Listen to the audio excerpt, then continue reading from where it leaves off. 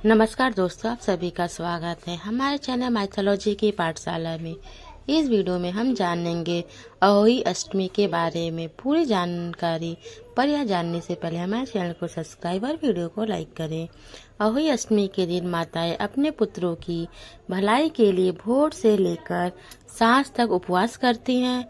सांझ के दौरान आकाश में तारे को देखने के बाद व्रत तोड़ा जाता है। कुछ महिलाएं चंद्रमा के दर्शन करने के बाद व्रत को तोड़ती हैं, लेकिन इसका अनुसरण करना कठिन होता है क्योंकि अहोई अष्टमी के दिन रात में चंद्रोदय देर से होता है।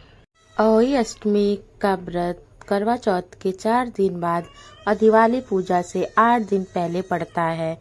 करवा चौथ के समान अहोई अष्टमी उत्तर भारत में ज्यादा प्रसिद्ध है। अहोई अष्टमी का दिन अहोई आठवें के नाम से भी जाना जाता है क्योंकि यह व्रत अष्टमी तिथि को, जो कि माह का 8वां दिन होता है, के दौरान किया जाता है। करवा चौथ के समान अहोई अष्टमी का दिन भी कठोर उपवास का दिन होता है और बहुत सी महिलाएं पूरा दिन जल तक नहीं ग्रहण करती। आकाश में तारे को देखने के बाद ही उपवास को तोड़ा जाता है। अहोई अष्टमी का महत्व। हिंदू धर्म में अहोई अष्टमी का व्रत करवा चौथ के 4 दिन बाद और दिवाली के 8 दिन पहले रखा जाता है।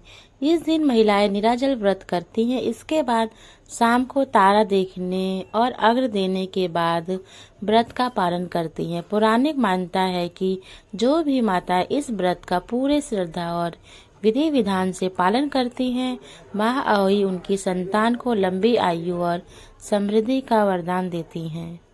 अहोई अष्टमी का शुभ मुहूर्त। हिंदू पंचांग के अनुसार कार्तिक कृष्ण अष्टमी को अहोई का व्रत रखा जाएगा। इस बार 24 अक्टूबर 2024 को मनाया जाएगा। इस बार अष्टमी तिथि की शुरुआत 24 अक्टूबर 2024 को शाम 5:42 से लेकर 6:56 तक अहोई अष्टमी का पूजा का शुभ मुहूर्त रहेगा। अहोई अष्टमी पर शुभ योग मुहूर्त।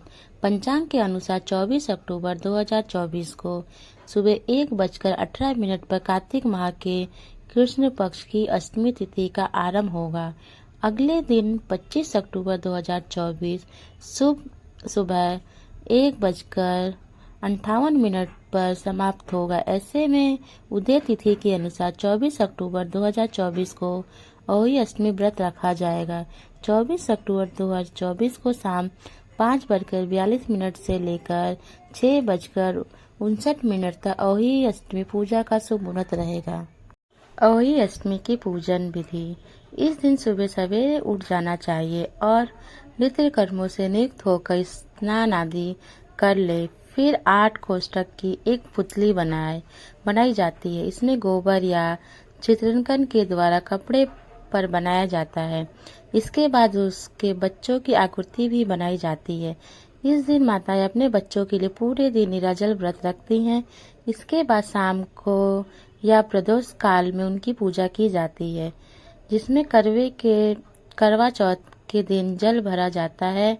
उसी में अहोई अष्टमी के दिन भी जल भरा जाता है। इसके बाद माता शाम को पूरे विधि विधान के साथ पूजा की जाती है। माँ को फल फूल मिठाई का भोग लगाया जाता है। फिर तारों को करवे को अर्घ्य दिया जाता है। व्रत का समापन रात में किया जाता है। फिर अहोई माता की व्रत कथा सुनी जाती है। इसके बाद ही अन्न जल ग्रहण किया जाता है। दिवाली के दिन करवे में जल को पूरे घर में छिड़क दें। अहोई व्रत कथा। एक समय एक नगर में एक साहूकार रहता था। उसके 7 बेटे बहुएं और एक बेटी थी। दीपावली के कुछ दिन पहले उसकी बेटी अपनी भाभीओं संग घर की लिपाई के लिए जंगल से साफ मिट्टी लेने गई। जंगल में मिट्टी निकालते वक्त खुरपी से एक याहू का बच्चा मर गया। इस घटना से दुखी होकर याहू की माता ने साहूकार की बेटी को कभी न मां बनने का श्राप दे दिया। उस श्राप के प्रभाव से साहूकार की बेटी का कोख बंद गया। इस श्राप से साहूकार की बेटी दुखी हो गई और उसने अपनी भाभीओं से कहा कि उसमें से कोई भी एक भाभी अपनी कोख बांध ले। नंद की बात सुनकर छोटी भाभी तैयार हो गई। उस श्राप के दुष्प्रभाव से उसकी संतान केवल 7 दिन ही जिंदा रहती। जब भी वह कोई बच्चा को जन्म देती, वह 7 दिन में ही मृत्यु को प्राप्त हो जाता था। वह परेशान होकर एक पंडित से मिली और उपाय पूछा। जब पंडित ने उससे सलाह दी कि सुराही गाय की सेवा करे, पंडित की सलाह मानकर उसने सुराही गाय की सेवा करनी शुरू कर दी। उसकी सेवा से प्रसन्न गाय उसे एक दिन स्याहू माता के पास ले गई। रास्ते में गरुड़ पक्षी के बच्चे को सांप मारने वाली होता है, लेकिन साहूकार की छोटी बहू सांप को मारकर गरुड़ पक्षी के बच्चे को जीवन दान देती है।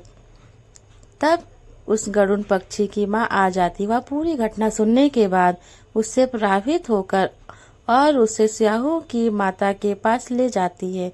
स्याहू की माता जब साहूकार की छोटी बहू की परोपकार एवं सेवा भाव की बात सुनती है तो प्रसन्न होती है। फिर उसे 7 संतान की माता होने का आशीर्वाद देती है। आशीर्वाद के प्रभाव से साहूकार की छोटी बहू को 7 बेटे होते हैं, जिससे उसकी 7 बहुएं होती हैं। उसका परिवार बड़ा और भरपूर होता है। वह सुखी अपना जीवन व्यतीत करने लगती है। ऐसे ही और वीडियो के लिए हमारे चैनल